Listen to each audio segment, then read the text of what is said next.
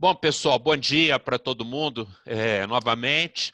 Hoje, então, a gente vai começar a discutir um assunto que, embora seja muito discutido em eventos de pneumologia pediátrica ou de radiologia pediátrica, na maioria das vezes não é discutido nos congressos de radiologia de tórax do adulto. Então, eu vou tentar passar algumas informações sobre isso e, como é um assunto muito vasto, eu vou dividir isso em duas aulas. Nessa primeira aula, a gente vai discutir anomalias basicamente brônquicas e do parênquima, que são essas que estão aqui. Brônquios supranumerários, atresia brônquica, enfisema congênito, cisto broncogênico, uma formação adenomatoide cística, sequestro, agenesia, aplasia e hipoplasia. Muitas dessas alterações têm sofrido modificações, inclusive na nomenclatura ao longo do tempo, e eu vou mostrar isso. E na semana que vem, eu vou discutir essas lesões que têm uma origem mais vascular, né? Vamos começar por uma coisa bem simples, que é a presença de brônquios supranumerários.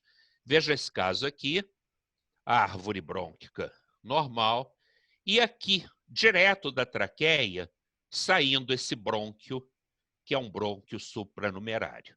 Eu acho que a gente nem chama isso de anomalia congênita, é uma variante anatômica, né? E essas coisas muitas vezes se confundem.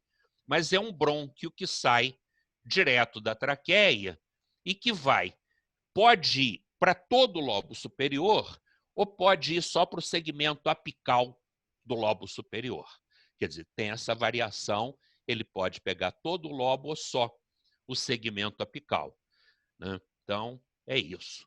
E aqui a gente acostumando a ver isso em outros cortes, porque nessa reconstrução coronal fica muito fácil de ser visto. Mas, às vezes, em cortes axiais, como esse aqui, pode ser confundido, por exemplo, com um divertículo da traqueia, né? Um divertículo traqueal. Aqui aparece uma imagem extranumerária, que se a gente imaginar o corte nesse plano vermelho aqui, a gente vê embaixo um buraco maior, né, que é o brônquio intermediário. E aqui em cima um buraco menor, que é do brônquio traqueal, né? Na grande maioria das vezes, isso é achado de imagem. Isso não tem sintomatologia, não tem expressão clínica. Eventualmente, vai ter e a gente vai discutir. Aqui um outro caso mostrando a mesma coisa. O que podia parecer um divertículo da traqueia, na verdade, é um brônquio supranumerário, né? Um outro brônquio, esse brônquio traqueal é o mais comum, mas um outro brônquio supranumerário que pode aparecer e dar confusão em termos de imagem é esse brônquio aqui, que é o chamado brônquio cardíaco, tá? Então, a gente vê aqui um brônquio saindo medialmente do brônquio intermediário. E aqui, de novo, aquela imagem dupla no corte feito em plano axial, né? Então, aqui, visto esse padrão, aqui essa reconstrução tridimensional mostrando o aspecto do brônquio. E esse caso aqui mostrando uma dessas complicações. Esse caso aqui foi estudado pela doutora Glaucia Zanetti, em Petrópolis, e é uma menina de 15 anos com infecções respiratórias de repetição. Ela fez essa primeira tomografia e tem esse aspecto estranho aqui na porção inferior do hilo, né? Algumas imagens aparentemente escavadas, né? Com lesão parenquimatosa também, uns nódulos do espaço aéreo, umas consolidações, uma imagem, em princípio, difícil de ser entendida. Parece que é uma consolidação escavada, algo do gênero. Mas, quando a gente faz a reconstrução, a gente vê, primeiro, que essa paciente tem um brônquio cardíaco aqui, que deve estar ventilando essa região alterada. E aqui, com essas reconstruções, a gente vê que, na verdade, o que ela tem ali, além daquela lesão do espaço aéreo, que é uma infecção, além da infecção, ela tem muitos brônquios dilatados ali. Esse brônquio se bifurca e faz essas bronquiectasias. Ela tem um cacho de bronquiectasias relacionadas ao brônquio supranumerário. Nessa reconstrução aqui, isso fica bem nítido. Então, uma dessas complicações que foi a infecção nessa região do pulmão ventilada por esse brônquio, fazendo bronquiectasias. Isso foi ressecado, né? Ela foi à cirurgia e, anos depois, ela continua muito bem, não teve nunca mais nenhuma alteração infecciosa pulmonar, né? E aqui uma coisa bem menos comum, bem mais rara, que é esse aspecto. Vejam, esse paciente tem brônquios traqueais bilaterais. Além de tudo, ele tem uma hérnia de hiato muito grande, né? Mas ele tem uma hérnia diafragmática, desculpe, muito grande, mas e tem esses brônquios bilaterais. São dois pacientes diferentes e vejam que o aspecto é muito, muito semelhante de um e outro. Isso já é bem mais raro, bem menos comum. E mais raro ainda é essa variação aqui, que é o chamado brônquio em ponte. Vejam, ele tem uma primeira bifurcação brônquica, né? Ele tem um brônquio principal direito que vem nutrir o lobo superior. E do brônquio intermediário nasce o brônquio esquerdo, né? E o restante do brônquio para o pulmão direito. Então, isso é uma variação bem menos comum. O professor Luiz Felipe, que está assistindo a gente, quer dizer que tem uma experiência muito grande também em broncoscopia, isso é uma coisa que interessa muito ao broncoscopista, porque são aspectos bizarros que ele pode encontrar durante o procedimento. Aqui outro caso, esse caso é um caso do Franchetti, um amigo nosso de Barcelona, e mostrando esse aspecto dessa, vamos dizer, dessa carina dupla, né? Quer dizer, uma superior e depois outra inferior, fazendo essa ramificação. E recentemente o Klaus, lá da Inglaterra, mandou para mim também esse caso, e é um aspecto sempre muito semelhante. Então, são variações anatômicas da bifurcação dos brônquios que a gente precisa conhecer, né? Aqui, um outro caso, né, mostrando uma trifurcação da traqueia, né? A traqueia se trifurca nesses 3 brônquios. São variações bastante incomuns, mas que a gente tem que ficar preparado para identificar, né? Mas o cerne mesmo dessa aula, o principal mesmo dessa aula, são as anomalias broncoparenquimatosas. Algumas coisas são importantes, porque, em princípio, a gente sempre estudava isso como entidades separadas, né? Essas malformações, especialmente uma formação adenomatoide cística, atresia brônquica, sequestro, cisto broncogênico, como entidades separadas. E hoje, a maioria dos autores sugerem que seja um espectro de lesões, tá? E que elas se associem com muita frequência, né? Com muita frequência se encontre isso. E isso, então, são chamadas lesões híbridas. E, mais recentemente, eu aprendi isso com o professor Pedro Daltro, que deve estar ouvindo a gente, vários autores sugerem englobar tudo isso com um termo único, malformações pulmonares congênitas, sem uma preocupação muito grande em definir se é uma malformação adenomatoide cística, se é sequestro, se é atresia, e sim descrever morfologicamente, o mais detalhadamente possível, os achados, sem se preocupar muito com a classificação. Porque isso vai ser muito importante para o cirurgião de tórax que for intervir ou para quem for intervir no paciente, saber exatamente as alterações morfológicas que vai encontrar. Mas, para efeito didático, de qualquer jeito, eu vou apresentar como entidades separadas, mostrando aquelas que são bem características de cada uma dessas alterações. Não esquecendo que, frequentemente, elas aparecem associadas. Então, esse aqui é um esquema que fez parte da tese da doutora Elazir Mota, que foi sobre atresia brônquica, mostrando esse espectro de lesões. De um lado, as lesões onde a anormalidade maior é do parênquima pulmonar e a vascularização está preservada. A gente tem o cisto broncogênico, a atresia brônquica, uma formação adenomatoide cística, essas condições. A gente tem o sequestro pulmonar praticamente no meio, que a gente tem tanto lesão parenquimatosa, tanto alteração parenquimatosa como vascular. E tem, na outra ponta do espectro, alterações onde o pulmão, de uma maneira geral, é normal e as alterações principais são na vascularização. A síndrome do pulmão hipogenético e as malformações arteriovenosas.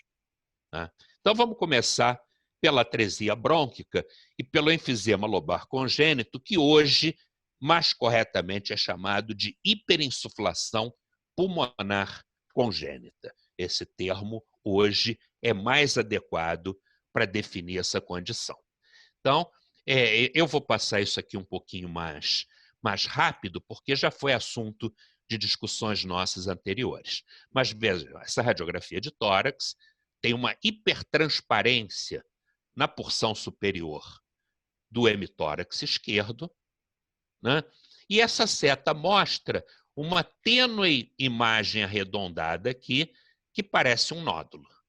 Se isso é um pouco, às vezes, difícil de ver na radiografia simples, na tomografia fica muito mais fácil, né? A gente vê essa área de hipodensidade. Eu vou fazer um parêntese aqui, que eu sofri muito bullying numa das últimas aulas que eu dei, pela confusão que eu faço de hipertransparência no raio-x com hipodensidade na tomografia. Eu, com uma frequência muito grande, misturo esses termos e confesso que isso é uma alteração qualquer que eu tenho no cérebro que não me permite falar isso de primeira sem pensar. Eu sou canhoto e é igual dirigindo. Se eu estiver dirigindo e alguém fala, entra à direita, eu não tenho a menor noção onde é que é a direita. Eu vou ter que pensar, raciocinar, até porque esse negócio de raio-x ainda confundiu mais a minha vida, porque a gente olha o pulmão direito que está na esquerda, o pulmão esquerdo que está na direita. Então, isso é um problema mental meu, que vocês não têm nada com isso, mas só para entender por que muitas vezes essa coisa é trocada. Mas voltando ao nosso caso, a gente tem, então, essa hipodensidade da porção superior e com essa imagem que aqui é nodular e, na verdade, aqui ela é ramificada. Isso é o que a gente chama de atresia brônquica. Esse é um padrão extremamente típico da atresia brônquica. E aqui a gente vê na peça, né, que é brônquio dilatado cheio de muco. Né? Eu já tinha discutido isso, que é uma anomalia onde a gente tem obliteração da luz de um brônquio lobar, segmentar ou subsegmentar, com preservação da porção distal. Então, na tomografia, é típico o achado de um nódulo arredondado ou ramificado, que é a broncocele, e que se associa com hiperinsuflação do pulmão adjacente. Esse esquema aqui me foi dado pelo Dr. Pedro Daltro, e que ele é bastante interessante para explicar isso. Né? A drenagem brônquica normal, quando você tem essa obstrução, a atresia, aquele material mucoide continua subindo, mas vai ficar contido aqui. E forma, em princípio, essa imagem nodular e que, com acúmulo, vai ramificando de acordo com a ramificação brônquica. E existe essa ventilação colateral que faz a hiperinsuflação ao redor. Então, essa é a explicação a fisiopatológica da lesão. E a gente vê a importância disso, esse achado no adulto. A maioria dessas alterações, na criança, frequentemente tem complicações. Quando chega ao adulto sem ter tido complicações, na quase totalidade das vezes é um achado radiológico.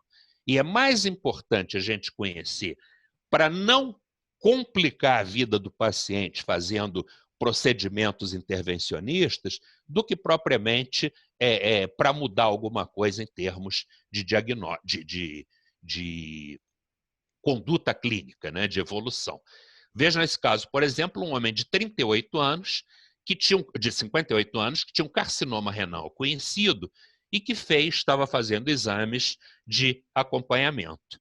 E veja, nessa tomografia foi encontrado um nódulo, né, na base do pulmão, que, em princípio, é um nódulo indeterminado. Isso aqui tinha tudo para ser uma metástase, né?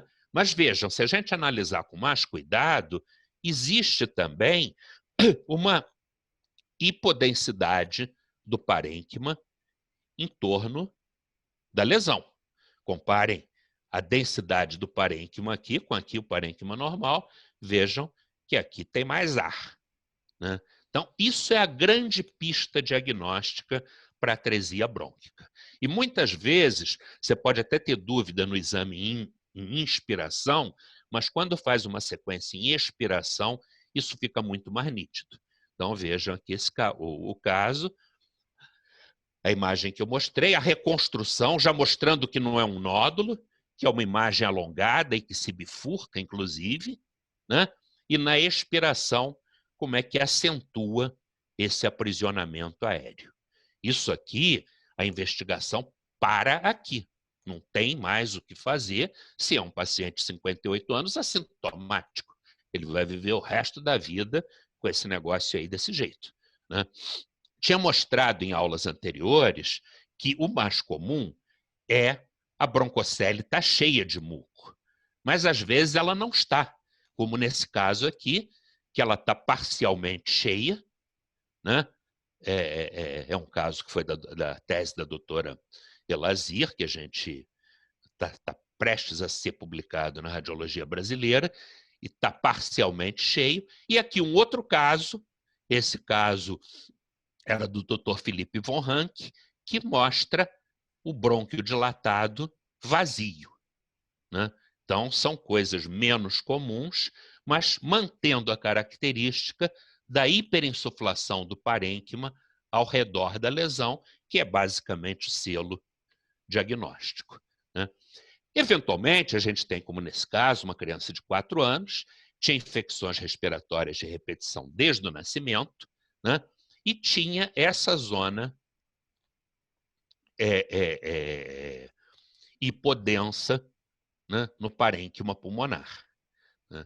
Só que, nesse caso, não tem o aspecto da broncocele, né? Então, isso aqui é o aspecto do enfisema lobar congênito, ou, mais corretamente, da hiperinsuflação pulmonar congênita. Aqui um outro caso, olhem essa lesão, olhem o tamanho que esse lobo médio assumiu, né? O tamanho que ele assumiu, né? A hipertransparência na radiografia, e olha como é que o pulmão, inclusive, herniou, o lobo médio herniou para o outro lado, né? Então, uma hiperinsuflação extremamente grande do lobo médio. Até botei aqui para comparar o lobo médio normal, para quem não está acostumado com essas dimensões, o tamanho dele normal e o tamanho que esse lobo médio ficou por conta da hiperinsuflação, né? Às vezes a gente tem dúvida no raio-x de tórax, se não tem uma história clínica, até do diagnóstico inicial.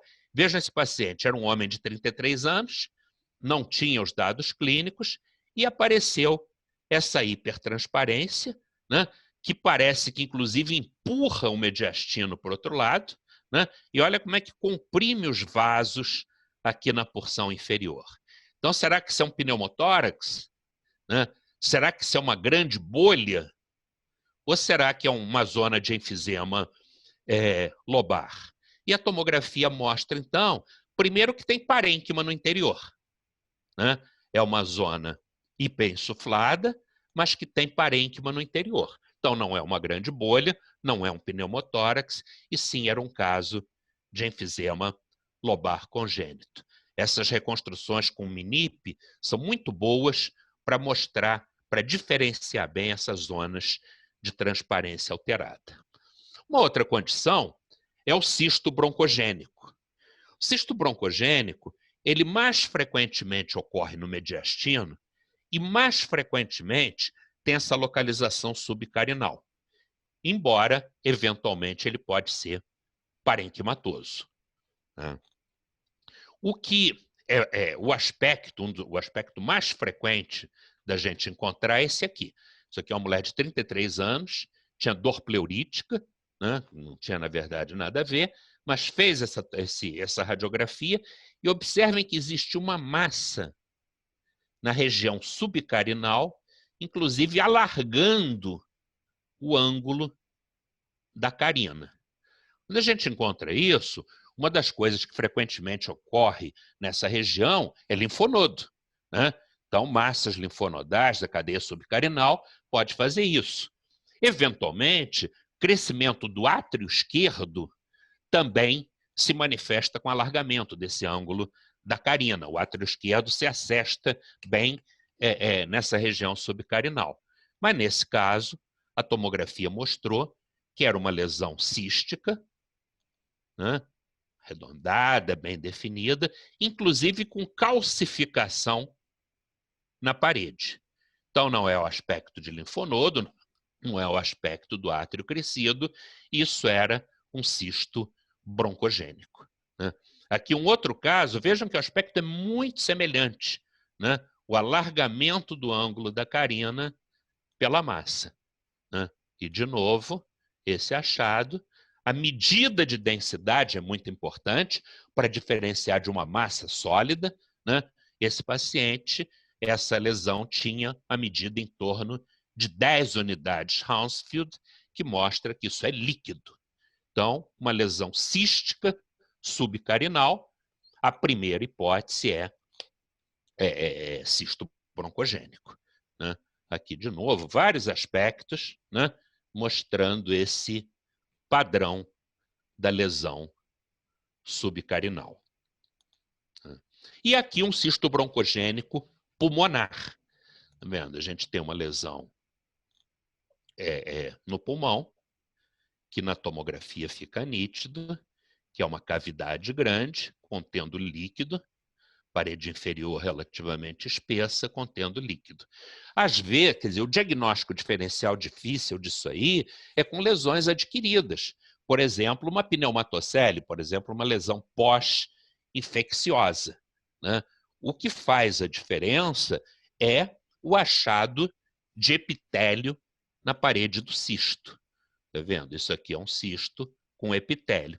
Mas muitas vezes o próprio cisto, na evolução, sofre infecção e esse epitélio é destruído pela infecção.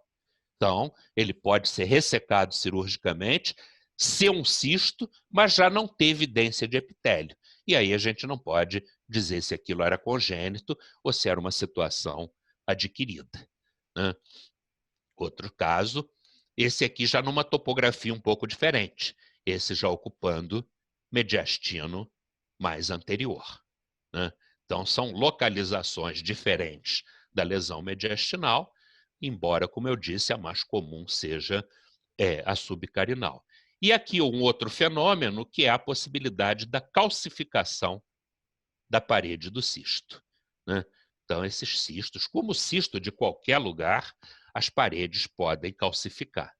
E aqui um outro aspecto, esse bem menos comum, mas bastante interessante, que é a presença de material cálcico de permeio ao conteúdo líquido do cisto. Isso é uma coisa que a gente chama de leite de cálcio. Né? Existe cálcio dissolvido nesse material líquido. E o que acontece? Forma um nível, né? Forma esse nível aqui, que a gente vê aqui em outro caso, o mesmo aspecto. Então, isso é presença de leite de cálcio no interior do cisto. E pode ser eventualmente visto até na radiografia de tórax. A radiografia é feita em ortostática, né? E a gente vê que existe uma massa no mediastino e com um nível nessa região. Vejam de novo aqui, né? Um nível nessa região que, para quem não conhece, ficaria muito difícil de interpretar à primeira vista sem lembrar dessa possibilidade do leite de cálcio. É a mesma coisa que acontece na vesícula. Isso aqui é em homenagem a Dani, que deve estar assistindo e que faz mais a parte de abdômen, né? Mostrando isso aqui é uma vesícula cheia de cálcio, de cálculos, né? E com bile em leite de cálcio. Então, formando esse nível. Aqui a mesma coisa, né? A vesícula, essa aqui a gente não está vendo o cálculo, mas está vendo o nível nessa região, né? Isso pode acontecer também em cálculo renal. Vejam, esse caso aqui, né? A gente tem essa imagem aqui, que na verdade é uma vesícula cheia de pequenos cálculos, tá? E com esse conteúdo no interior. A vesícula também, pô, eu estou fugindo do assunto, né? Mas é interessante a gente ver as similaridades de processos fisiopatológicos no pulmão e em outras áreas com o mesmo raciocínio. A vesícula, do mesmo jeito que o cisto lá, ela pode calcificar na parede, né? Formando uma entidade que a gente chama de vesícula em porcelana, que é isso aqui, né? Aqui a peça, mostrando a vesícula com a parede completamente calcificada e como é que isso aparece na tomografia computadorizada, né? E aqui, a mesma coisa no rim. Vejam, esse paciente tem um grande cisto renal e presença de leite de cálcio no interior. E, curiosamente, veja esse aspecto. Na radiografia feita em decúbito dorsal, ele se espalha, essa imagem se espalha dentro do cisto, e eu olhando isso aqui não tenho a menor condição de dizer que isso é cisto. Eu vejo imagens arredondadas, calcificadas nessa região do hipocôndrio e flanco direitos. Mas vejam, quando eu faço a radiografia em ortostática, aquilo ali vira nível. E aí fica muito mais fácil de dizer que são lesões císticas, né? Uma complicação do cisto, de qualquer dessas lesões, que tem epitélio, é a malignização, né? Não é comum, é extremamente raro, mas esse é um caso de uma mulher de 76 anos, que tinha um diagnóstico de cisto broncogênico há 12 anos, né? E que apareceu, quer dizer, nessa tomografia, a gente já via que a parede tinha se tornado muito irregular, né? Não é aquela parede lisa que a gente vê nos cistos, e o PET mostrando que tinha áreas de captação naquela região. Ela foi à cirurgia, isso era um adenocarcinoma que estava crescendo dentro do cisto.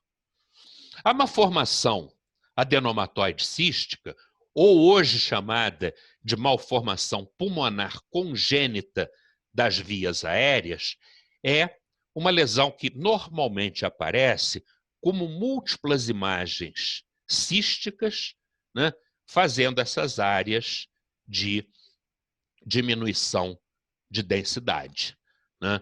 Isso às vezes ocupa, inclusive, espaço, insufla e chega a empurrar o mediastino para o outro lado, né? E a gente vê aqui esse padrão, que é um padrão muito próprio. Diferente de cistos de outra natureza, normalmente é uma lesão localizada, não é bilateral, é uma lesão unilateral. E aqui a gente vê a peça mostrando essas imagens, essas formações císticas ocupando porção maior ou menor de um pulmão. Pode também ser bilateral, mas é menos comum, né? Aqui a gente vê um outro caso, né, de uma lesão com várias lojas, né, e que o diagnóstico diferencial, em princípio, pode ser difícil se a gente não tem nenhuma informação clínica, com lesões adquiridas, né? Lesões tipo secundárias a um processo infeccioso.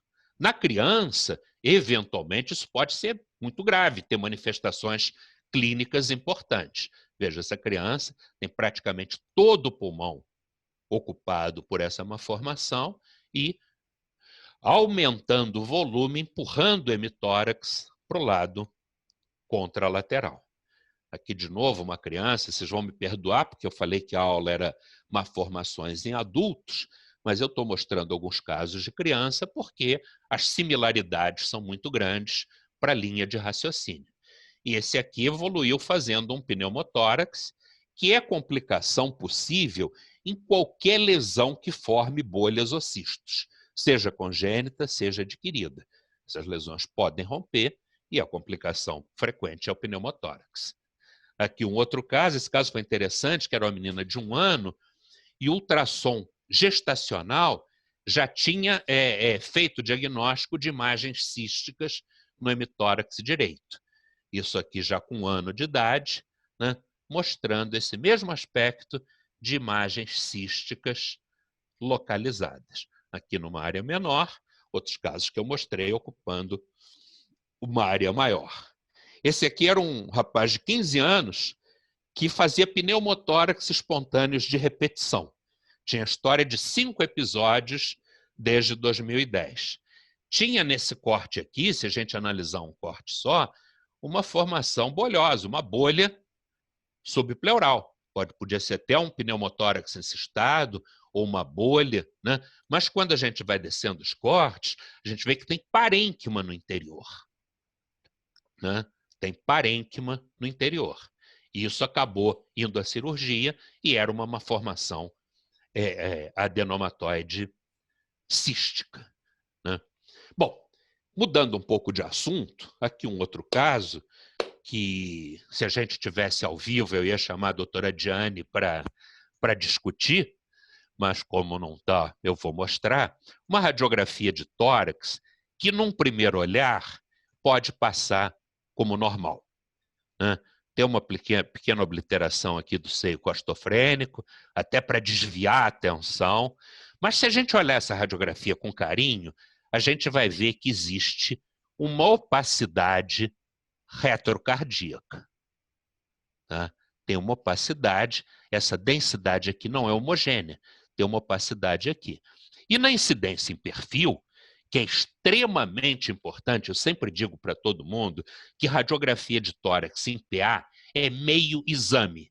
Se o pneumologista pedir para mim, Edson, eu quero um PA seu de tórax. Eu falei, porra, mas se isso aqui é meio exame, posso te entregar só um pulmão direito? Porque é quase que a mesma coisa. Um exame de tórax decente é composto de radiografias de tórax em PA e em perfil. E muitas vezes alterações não são vistas no PA e só vão ser vistas no perfil.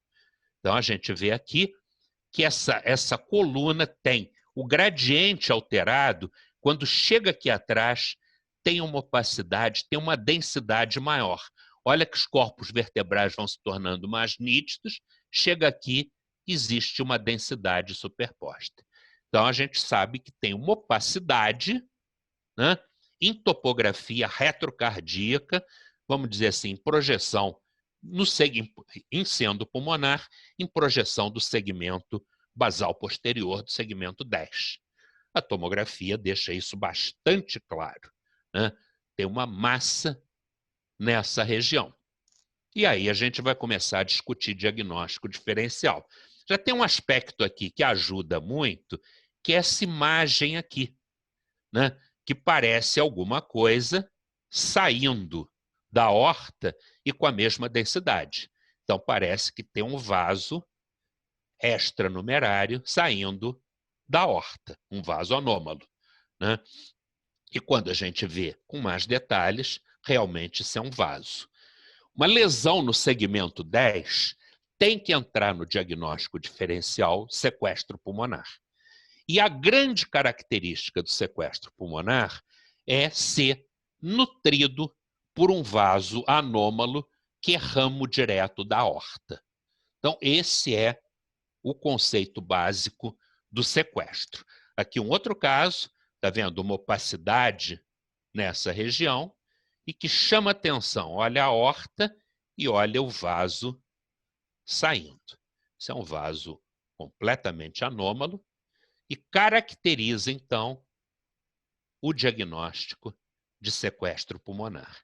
Sequestro pulmonar, ele até pode acontecer em outras localizações, tá? Mas a quase totalidade dos casos acontece no segmento, na região do segmento basal posterior de lobos inferiores, tanto à direita como à esquerda, né? E o que é o sequestro? É uma parte do pulmão que se forma embriologicamente separado do pulmão normal. E o selo, a característica diagnóstica, é que essa parte do pulmão é nutrida por um ramo direto da aorta. Na quase totalidade das vezes, no segmento basal posterior. No adulto, com muita frequência, é um simples achado radiológico, assintomático, mas o sequestro pode cursar com infecções respiratórias, às vezes infecções de repetição. E ele é dividido em dois tipos. Ele pode ser intralobar ou extralobar, né? E aqui as diferenças. A diferença básica é que o intralobar, o retorno venoso dele se faz via pulmonar, como é o esperado. Enquanto que o extralobar, o retorno venoso é por via sistêmica. O extralobar, normalmente, é revestido por pleura própria. Ele é isolado do resto do pulmão por um revestimento pleural. Enquanto que o intralobar não tem esse revestimento. Ele é contínuo ao parênquima pulmonar. Então, ele é mais propenso, o intralobar, a fazer as infecções respiratórias de repetição. O extralobar, na maioria das vezes, é assintomático, né? E um esquema grosseiro mostrando o sequestro é isso aqui. A aorta, o ramo direto e uma porção do pulmão nutrida por esse vaso anômalo, né? Isso é uma coisa. E a diferença do intralobar para o extralobar, além da drenagem venosa, é essa condição dele ter um revestimento pleural próprio, né? Enquanto que o outro se funde com o restante do parênquima, né? Então vamos ver alguns casos. Isso aqui é uma mulher de 22 anos, foi um achado de imagem, né? Ela tinha essa região de menor densidade nas porções inferiores, né? Aqui até com umas imagens císticas de permeio, né? Um diagnóstico difícil, por exemplo, inicialmente com uma formação adenomatoide cística, mas tem uma imagem aqui estranha que precisa ser melhor explorada, né? Que é uma imagem linear aqui, uma imagem tipo um tubo nessa região. E aí, a tomografia, a sequência com MINIP, a reconstrução com MINIP, mostrando só aquela área com as imagens císticas, né? Uma suspeita forte de uma formação adenomatoide cística, mas vejam aqui o vaso anômalo saindo da aorta. Então, isso aqui é selo diagnóstico de sequestro pulmonar, tá? E aqui, nessas reconstruções, mostrando muito bem o ramo anômalo, né? De novo, aqui. Aqui a reconstrução, né? Sempre visando esse achado do vaso. Muitas vezes, a tomografia linear, os cortes axiais, podem ter dificuldade de mostrar, porque, na grande maioria das vezes, o vaso não sai perpendicular à aorta, ele não forma ângulo de 90 graus. Ele, na maioria das vezes, ele vem de um plano mais inferior e tem essa inclinação. Então, quando você corta aqui, você não vê o vaso, né? Então, a reconstrução é que mostra bem a presença do vaso. Isso aqui já era visto nesse caso. Vejam, você tem a aorta, você tem essa imagem aqui, que é o vaso, mas já num plano onde ele está separado da aorta. Só nesse plano bem mais inferior, e que muitas vezes é abdominal, e às vezes a gente não chega ao corte até lá, é que mostra ele saindo direto da aorta. Por isso a importância das reconstruções, né? Aqui, de novo, tá vendo? Essa imagem e o vaso saindo. Então, a chave diagnóstica do sequestro é a demonstração do vaso anômalo, né? E o que eu falei, essa dificuldade que ele forma esses ângulos, você vê, lá praticamente dentro do abdômen é que a gente conseguiu mostrar o vaso saindo da aorta, né? Porque ele não forma, na maioria das vezes, ângulos de 90 graus. E o sequestro, quanto à densidade, ele pode ter densidades muito variadas. Ele pode ter essa densidade sólida, como aqui, né? Densidade toda de partes moles. Ele pode ser todo aerado, como aqui, né? Ele pode ser misto, como aqui, a gente tem ar no interior de uma lesão densa, sólida, e aqui uma lesão formando múltiplos cistos. Então, a densidade que ele se apresenta é muito variada e não serve para caracterizar diagnóstico, né? O importante, o que caracteriza é esse vaso anômalo, né? Raramente, como eu mostrei, por exemplo, aquela bifurcação, aqueles brônquios traqueais bilaterais, raramente o sequestro pode ser bilateral. Como nesse caso aqui, né, a gente vê tanto lesão à direita, menor, como lesão à esquerda, com vaso muito grande, né, e pode dar confusão diagnóstica. Aqui na angio, que hoje praticamente não tem mais indicação ser feita, já que o exame por tomografia ou por ressonância mostra isso com muita clareza, mas na angio mostrando a aorta, né, e os ramos saindo de um lado e de outro, né? E aqui um caso bastante mais raro, né, que é um sequestro numa localização atípica. Veja, esse paciente tinha essa imagem aqui, né, uma formação, uma massa, né, no terço médio do pulmão, né, que eu nunca pensaria em sequestro, inicialmente. Teria outros diagnósticos diferenciais, uma pneumonia que estivesse abaulando o lobo médio, antes disso um grande tumor, né, uma massa tumoral, etc. e tal, mas o exame vascular foi o selo diagnóstico, mostrando o vaso anômalo saindo numa porção bem mais alta do que o normal. Então, um caso raro de um sequestro numa posição atípica. Aqui uma outra situação que a gente já discutiu em várias aulas anteriores, que é a situação do hemitórax opaco, né? A gente já discutiu que o hemitórax opaco ele pode ter, o diagnóstico diferencial é feito basicamente em relação ao volume, se ele está aumentado, mantido ou diminuído. Aqui um hemitórax opaco com volume diminuído, né? Um hemitórax com volume reduzido. Hemitórax com volume reduzido, né, a gente tem as atelectasias, a ausência cirúrgica, a retirada cirúrgica, a pneumectomia, o pulmão destruído, frequentemente no nosso meio por um processo infeccioso, tipo tuberculose, e tem isso em anomalias congênitas, a genesia e a aplasia, que é o interesse da nossa aula de hoje. Isso era uma genesia pulmonar, né?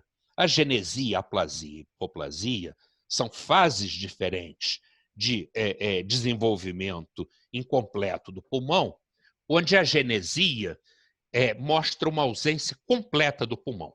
Não tem suprimento vascular, não tem suprimento brônquico e não tem parênquima. A aplasia, ela também não tem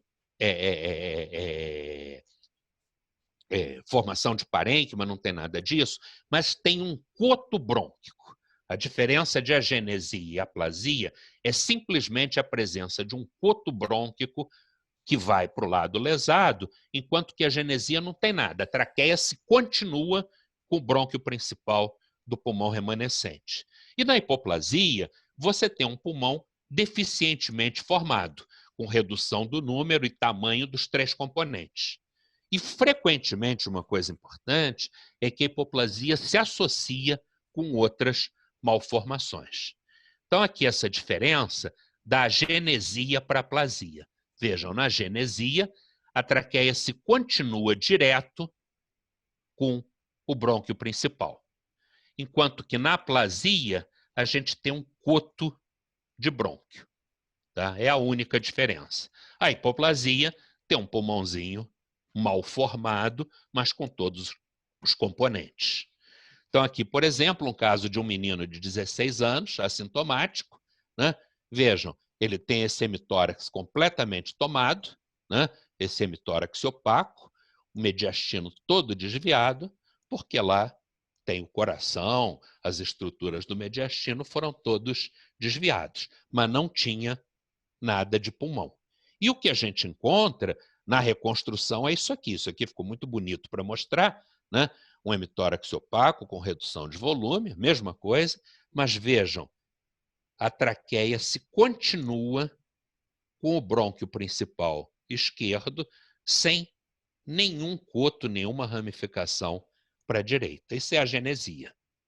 Outra coisa importante é que o pulmão, especialmente nessas condições congênitas, onde o desenvolvimento vai se fazendo ao longo do tempo, é muito frequente que o pulmão normal hernie para o lado lesado.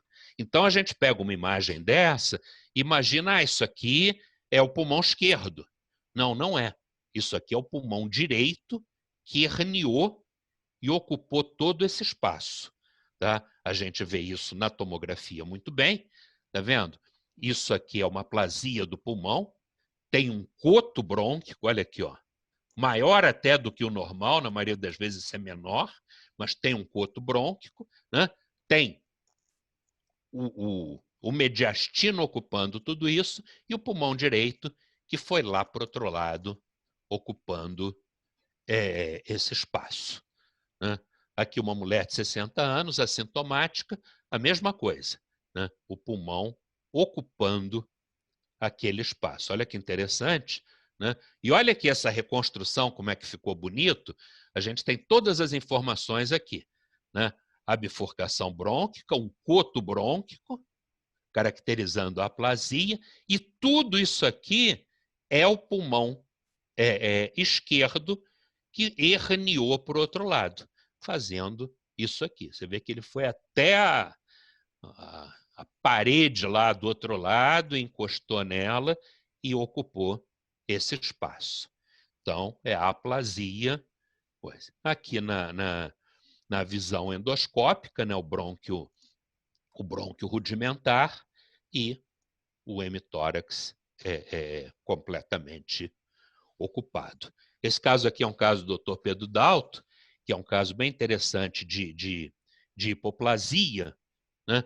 Onde a gente tem um pulmão esquerdo pequeno, o mediastino desviado, mas vejam, a traqueia, os brônquios de calibre reduzido, né, os brônquios hipoplásicos, mas presentes a ramificação. E também a presença de uma artéria pulmonar esquerda pequena, quando comparada com a direita. Também hipoplásico. Então, é o pulmão todo hipoplásico. A gente vê que o pulmão é pequeno, o mediastino é desviado, e esse brônquio é menor do que o direito. Então, isso é o que caracteriza a hipoplasia. E numa peça aqui de criança, uma peça de necrópsia, é isso aqui. Um pulmão direito normal e o esquerdo com essas dimensões. E para terminar, eu vou discutir com vocês esse último aspecto, que é o aspecto da drenagem anômala de veias pulmonares. Vejam esse paciente, raio-x de tórax, pulmões aparentemente normais, mas tem essa imagem aqui ramificada, que é uma imagem anormal, que na literatura é descrito como aspecto em cimitarra, né? E que caracteriza a síndrome da cimitarra, que é uma drenagem anômala de veias pulmonares. né? Então, é isso aqui. As veias pulmonares, ao invés de drenar para o átrio, elas vêm drenar para a cava inferior, especialmente para a cava inferior. Pode ser para ramos, mas para a cava inferior. Então, forma essa veia anômala que está sendo vista aqui. Isso é uma coisa que se associa com hipoplasia pulmonar. Isso vai ser uma discussão da aula seguinte, onde eu vou discutir lesões vasculares, né? Mas só para vocês já terem essa ideia que isso é uma das associações que a gente pode ter com hipoplasia pulmonar. A hipoplasia pulmonar, nesses casos de drenagem anômala de veias pulmonares, é um achado secundário, né? A hipoplasia é secundária em relação a isso. Eu vou deixar para a próxima aula para discutir um detalhe de anomalias mais raras. Na verdade, a gente tem 5 minutos e eu vou apresentar esse caso para vocês, que é um caso que, para aquele pessoal mais experiente que está assistindo, talvez valha a pena, porque é uma coisa muito, muito, muito incomum. É isso aqui. Vejam, uma menina de 8 meses que apresenta essa imagem completamente bizarra, né? A gente tem a traqueia descendo, o brônquio emendando com o brônquio principal, esquerdo, ramificando, e a gente tem aqui uma imagem mais baixa saindo e ramificando também com aspecto de um brônquio, mas vindo lá quase da barriga, né? Que diabo é isso?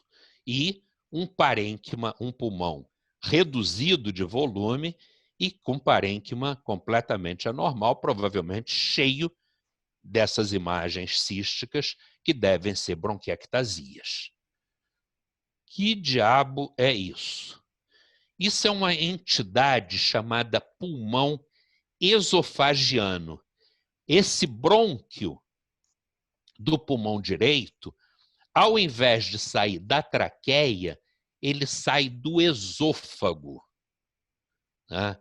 Então, isso é uma coisa bastante rara, um defeito embriológico bastante raro, onde o brônquio sai do esôfago e não da traqueia. Vocês devem achar que eu estou delirando, mas, na verdade, não é. O pulmão esofagiano é que a via aérea de um pulmão se origina diretamente do esôfago. Ele não tem brônquio principal saindo da traqueia.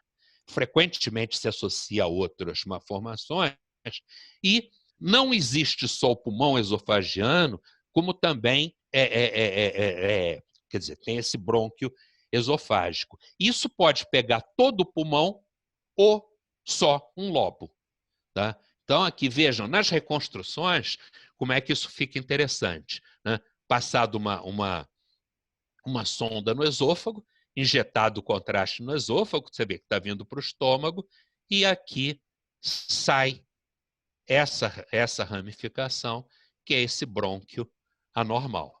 E é o que a gente vê também nessa reconstrução, né? O brônquio da direita normal, vindo para cá, o da esquerda, e esse outro saindo diretamente do esôfago com o pulmão completamente deformado. Aqui um outro caso, né, para não dizer que isso é aquelas histórias de um caso só, né, um outro caso de um hemitórax opaco, né, e olha essas reconstruções. Aqui mostrando todo esse conjunto, né? O esôfago, tá? Em roxo, seta roxo esôfago, o brônquio esofagiano, tá? E a via aérea, que também tem um brônquio, esse é diferente do outro, também tem um brônquio vindo para esse pulmão. Então, esse pulmão recebe brônquio de dois lados, né? Recebe o brônquio da própria traqueia, mas tem o brônquio esofagiano, que na verdade é muito maior do que o brônquio traqueal. E o outro lado, a ramificação normal. Então, isso é o chamado brônquio esofagiano, né? É diferente do pulmão esofagiano. O pulmão esofagiano, todo o pulmão vem, a árvore brônquica vem do esôfago. enquanto que o brônquio-esofagiano, parte da via aérea vem do esôfago e parte vem da traqueia normal. Aqui um outro caso, olha que bonito como é que ficou aqui a sonda dentro do esôfago, né?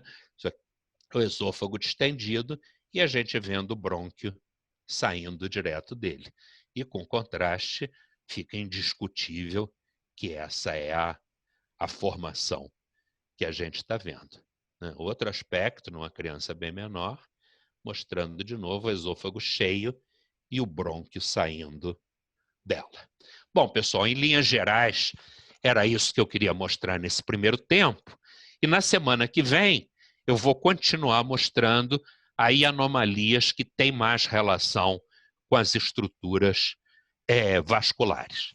Obrigado pela presença de todo mundo e semana que vem a gente está junto de novo.